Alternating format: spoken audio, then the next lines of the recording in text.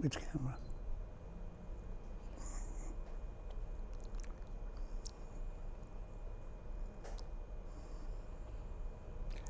Thank you for tuning in to another episode of Hashtag Save Our Streets. I am your host today, William Rivas, here with our guest, the Executive Director of Community Fathers, my mentor and good friend, Mr. Walter Simpkins. Pleasure to be here. Thank you for coming. Okay. The good thing about a show like this is when you're having a conversation, and that's what I call this with you today, is just a conversation, a dialogue about what it is that you do in the community. What do you see? What are some of your experiences? And, just why the work that you do is so important and so meaningful. So we just want to have a conversation in which we can kind of, do this all day. We both love what we do. I'm always inspired by what it is that you do and what you mean to people. So again, this show is incredibly special to me, and I thank you for being. So where does the vision?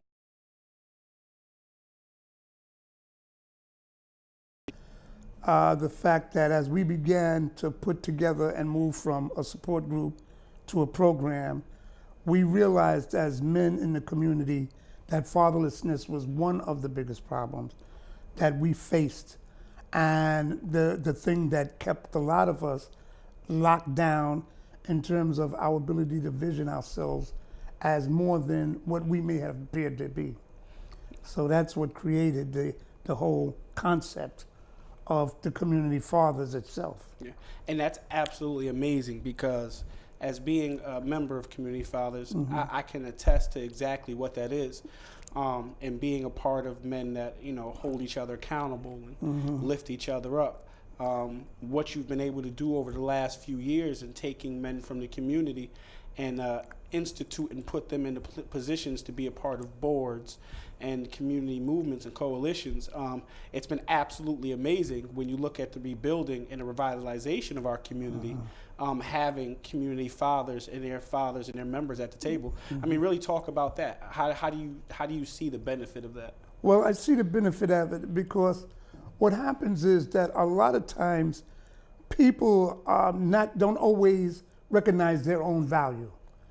And on many occasions, they're not valued out in the world. And when we began to deal with, and still do when we have our support groups, it's actually the League of Extraordinary Gentlemen. And what happens is that people come and sit at the table, and as we begin to express ourselves, as we begin to build on each other's ideas, that realization of who we are and that we are extraordinary. We come from extraordinary lives. We've had extraordinary experiences. And when we come together and we begin to build on that, it makes for extraordinary results. And this is what this is about. It's about us recognizing that we have all we need. Alice Walker wrote the book, We Are the Ones We've Been Waiting For. And that's who we are. We can't wait for other people to come to solve the problems of our community, to straighten out our community, and make it what it's supposed to be. We're here to do that ourselves. And by us coming together and sitting down, we realize the potential of what we can actually do. And I think that's been one of the biggest, one of the best things I've been able to be a part of is just, in seeing the growth of Community Fathers, not just as a program, but as a movement, the growth of the men involved, the growth of the children of the men who have been involved, seeing how the families have been impacted, seeing how the community's been impacted by the work that you've been able to do.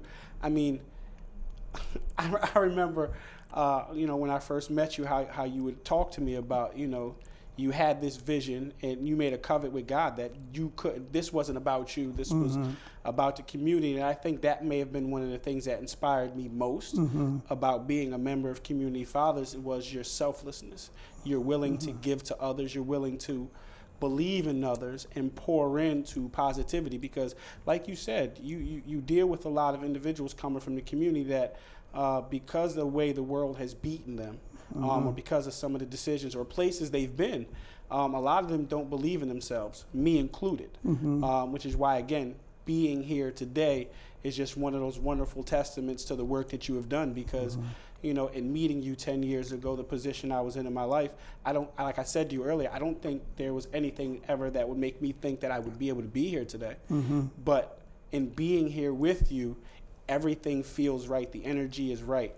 The conversation is right. I could talk to you all day about this stuff, but just to see it grow, like you said, from a support group to what it is now, it's been absolutely amazing. So, I mean, really speak to that. When it was a support group, did you see it growing to be what it is? Well, actually, we began as the support group started to come together. The fact that there was so much being brought to the table that we knew that being a support group wasn't enough. It was one of the first times that fathers or men had an opportunity to come and sit together and begin to open up about their own situations and the things that were going on in their lives, because most of the time we were all taught to be very private. What stays in the house, what that goes on in the house stays in the house. Where we began to talk about it. And what we started to realize was that basically all of the problems were the same problem, but they were just different aspects of the same problem. And a lot of it had to do with education, finances, community acceptance. And I think one of the biggest things was love, because many men came to the table who were having issues based around that, relationships, issues of domestic violence, issues of growing up in poverty. See, out of that, I started to come up with the concept of love scarcity, because I think that that's one of the major issues that our children and as adults that we suffer from. And as I began to see fathers come around the table and start to talk about the pain and what they felt was lacking as they grew up, and sometimes it stemmed from economics, because that's really what created the base for all of us to have as a dominant factor. But the other part is what does scarcity or lack of funds, lack of time, lack of availability of those around us who love us or supposed to love us, what that does to us as individuals, and then we go out and try to seek this love and find it through doing things and making things happen, or getting somebody that acts like they think they love us. And sometimes they want to tell us they love us, but they don't know how to love us. And we don't even know how to ask for the love we need, because the lack of it has gone down so long until a lot of times we don't feel we deserve it. So how that keeps perpetuating the same dramas in our homes and in our community over and over again. But these are the things that really started to spark the flame of why we knew we had to do something different. Because after a while, we had to find a way to validate ourselves and to honor ourselves. So therefore, when people came in like yourself, when you came in, you were a young man, a very young thin man. Okay, and when you have this, the desire to do is very great. But what happens in our community, we don't always have the information on how to do. People can tell us all the time what not to do, but we have very few people telling us how to do. So when we are able to, like with myself, if I'm able to model something, then what will happen is, as others like yourself take it on, we're creating models. This is why the only way for our community to grow is by us expanding and going out into the community and setting up the institutions that are going to change it. Because otherwise we get stagnant in one energy, and then we don't have the ability to move it forward and grow from it and build the whole community the way it should be done. In looking at the way you've been able to successfully integrate men back into the families and back into the communities over the last few years, and talking about this love scarcity thing and this stagnation, this stagnated energy, do you feel like that has been Well, I know the answer to that. How has that been detrimental to the growth of our community as a whole over the last few years? Well, actually, what it is, I think this has gone back to the issue of being, especially in urban centers, okay, at the crux of the problem, because poverty boxes you in a little area, and in that little area, you have certain dynamics that are being played out, some of it manipulated from outside the community itself, and then the community responding to it, and the minute the community responding to this, then it creates certain results. Yes. And those results are the things that can be very damaging to our community, and not because anybody started off, I'm going to be a gangster, or I'm going to sell drugs, or I'm going to be a burglar, or whatever. Right. It's not about anybody thinking that that's where they were going to go, because most young men who sit in a classroom as little boys thought they were going to be great. Right. Felt the urge for greatness. But when it isn't water. Let me mention something, okay? Because one of the gentlemen in the program now, Minister Dawood Muhammad, he talks about this thing called the hidden life of trees.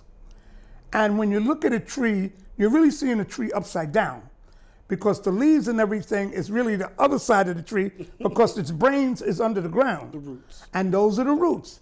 And so what happens is, when trees are together, they protect and watch out for each other through the roots. And when something, parasites or funguses or anything attacks, they send out signals. The trees can change the way their leaves taste to keep certain animals from eating up all of their leaves. And so they're able to do this. If there's a younger tree, then what they do is they protect it, they shade it, so that the sun isn't too much for it, and then they give it the nutrients that it needs to grow. Well, our community is like this forest. But what happened is, during the war on drugs, it wiped out the whole adult trees that were the protectors.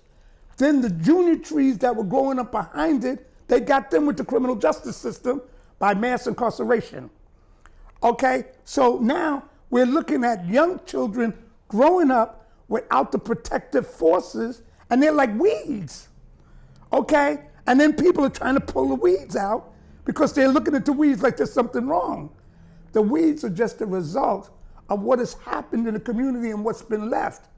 So what's happening is, those trees that are still standing now, we have to make up for the trees that have been cut down and lost. You know, that's why when you look at a lot of urban trees, they're here for decoration, but they're weak. That's why they crack in half when there's a windstorm, because the inside has not been allowed to get the nourishments because they're surrounded by concrete. This is what's happening to our youth without programs like Save Our Streets. What happens is, our youth are playing on concrete jungles then, and they're not able to really expand themselves with life, with nature, and with the ability to see themselves going further than what they are. I'm starting to get passionate. No, and I'm absolutely glad Yes. you did, because that is kind of what sparked where I'm at. So in being a part of Community Fathers, and then having this vision and seeing the other end of that, and being a youth who grew up in the community without a lot of male role models. I used to talk to you in group about remembering waking up one day and there not being many males in my community. Yes. And me and my friends being 19, 20 years old, and us being the adults in the community and not really being men of standard at that time. It was like, who do you look up to? Who do you idolize to be? What does a man do at this point in life? And we made a lot of wrong decisions at that point, but there was no one to tell us that the decisions, there was nobody there to give us different information. Right.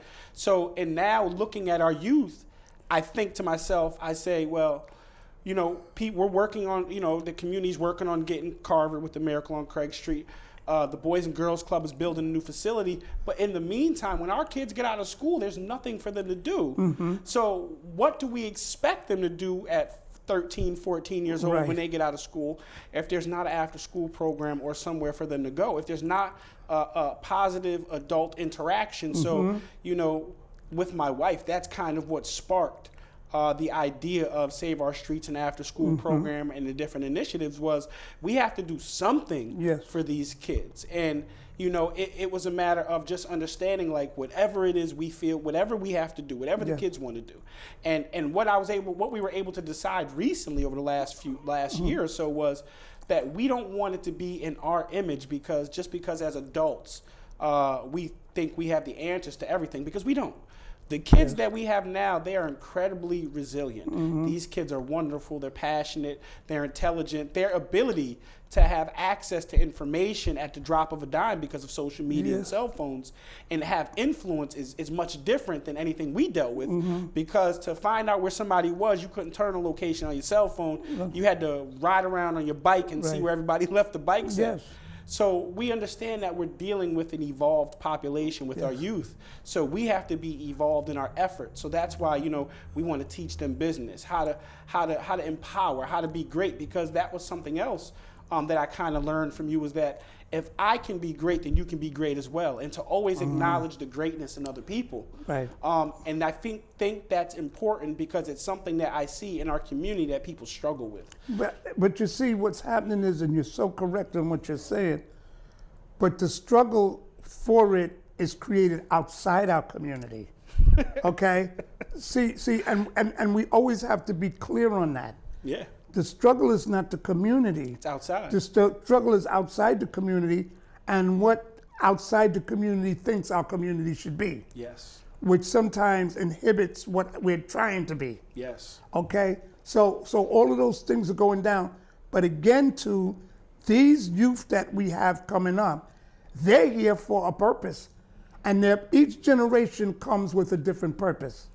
And so they come with the technology, with the skills. You see little kids in strollers with the cell phones and games, and they know how to play them and hit them and all that kind of stuff. So they're 21st century youth. And because of it, we have to prepare them for the 21st century without inhibiting them by 20th century thought systems. Right. See, this is when you were talking about that, it reminded me of one time I heard people call it adultism. Yeah. Okay? Where it's the adults who know everything, and you have to do it according to the adults. Well, we have to allow the free-spirited flow of what these kids bring to the table. These are old souls. And when we stop treating them like they're the little kids of old, they're not. The other thing is that you have that's dealing with young people that we didn't have is the fact that based on all of the situations that you have of dealing with the youth, you also have the problem of early puberty that never happened before.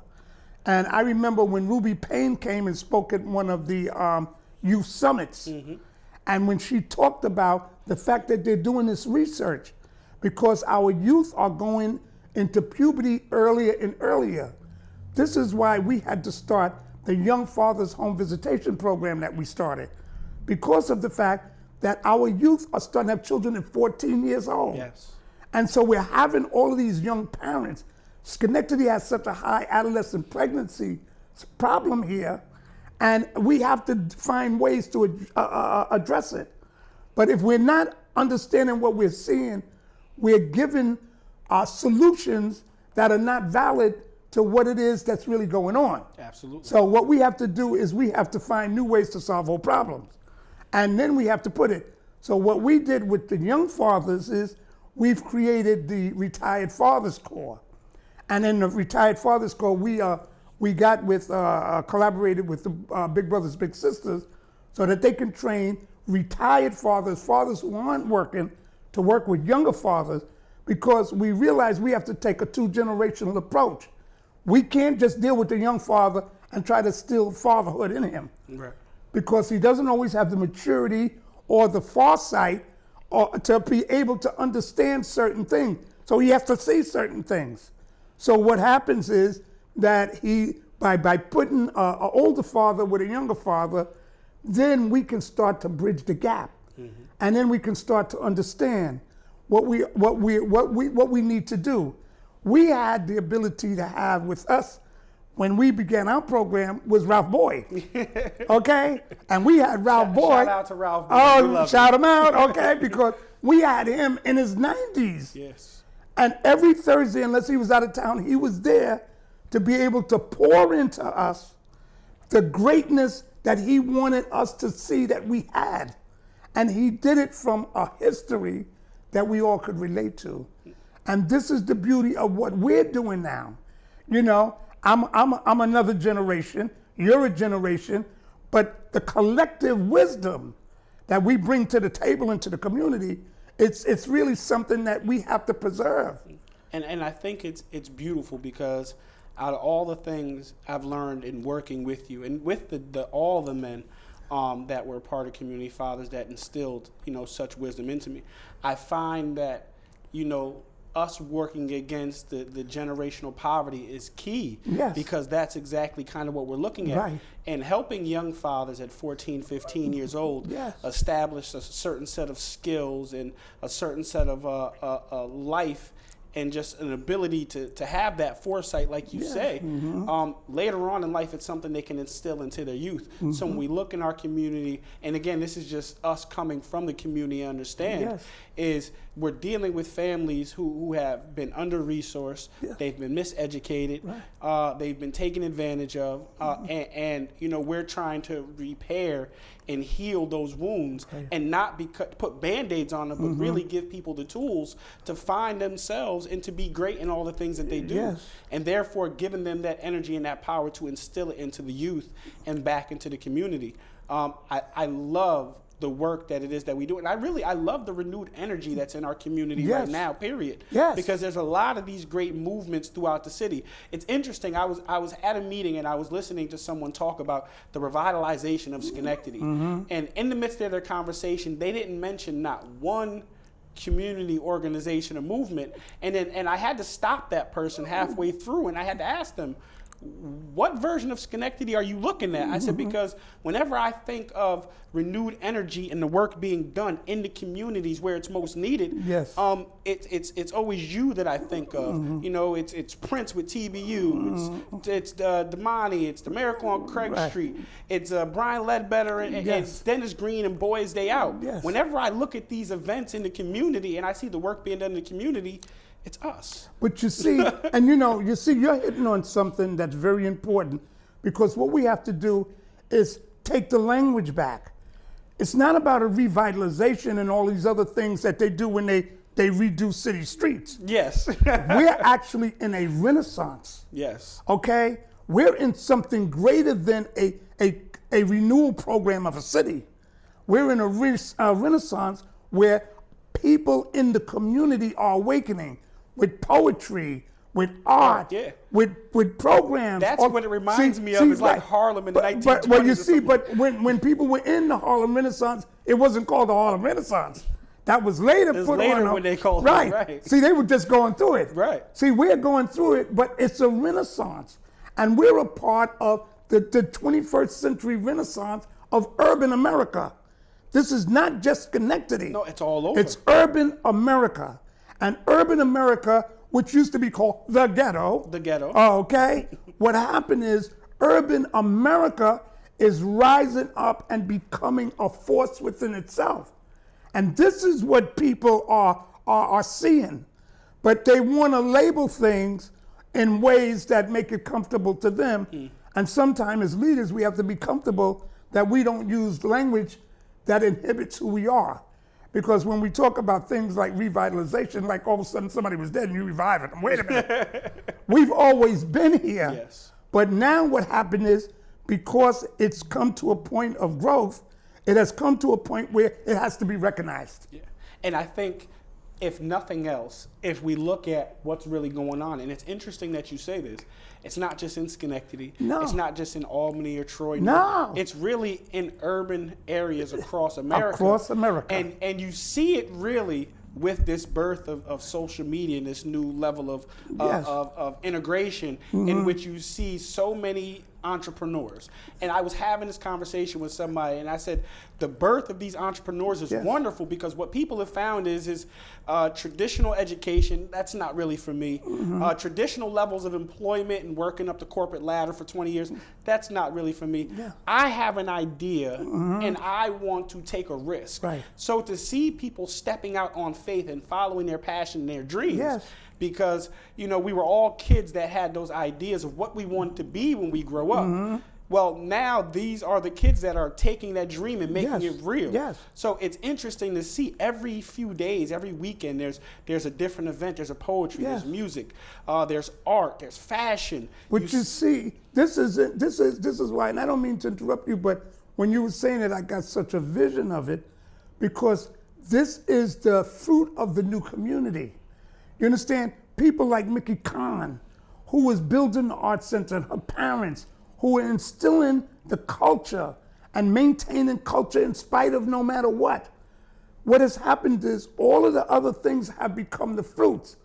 I want to say, even with you, when I look at you and what you're doing in the community, I feel this is the fruit of community fathers. You understand? And this is not low-hanging fruit. Okay? No, not at all.